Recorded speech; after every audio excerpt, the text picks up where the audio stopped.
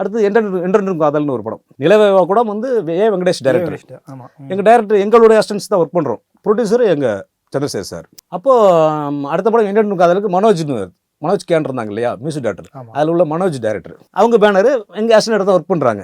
என் பேர் லிஸ்ட்டில் இல்லை. என் பேர் லிஸ்ட்டில் இல்லை. நான் டேரக்டர் போய், சார் என்ன சார் என் பேர் லிஸ்ட்டில் இல்லை அப்படின்னா, என்னை விட எனக்கு ரொம்ப கோவம் வருதுப்பா, நீ எனக்கு சரியாக வர மாட்டேன் வேணான்ட்டார்.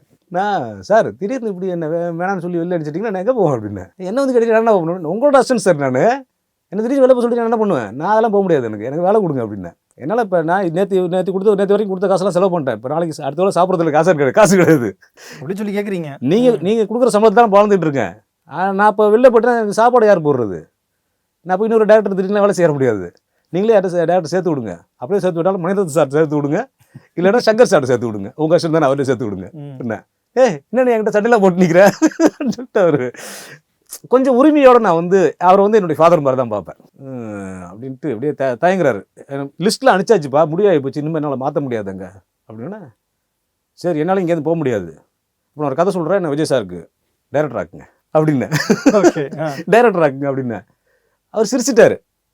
சிரிச்சுட்டு, என்னடா நீனு பிரச்சனை பண்ணிட்டு இருக்காரு. ஆமாம் சார், ஒன்று அசிஸ்டன்ட் அந்த படத்தில் ஒர்க் பண்ணாதீங்க, இல்லைனா கதை கேளுங்க, எனக்கு டைரக்ஷன் வாய்ப்பு கொடுங்க. விஜய் சார் கதை கெடுத்து எல்லாருக்கும் டைரக்ஷன் வாய்ப்பு கொடுக்குறீங்க, நானும் கதை சொல்கிறேன், எனக்கு வாய்ப்பு கொடுங்க, எனக்கு கெப்பாசிட்டி இல்லையா என்ன அப்படின்னு. உடனே அவர் சரி அடுத்த வாரவா கேட்குறேன், என்னை எப்படியாச்சும் கழட்டி விடணும், ஓகே அடுத்த வாரவா கேட்குறேன் அப்படின்ட்டாரு.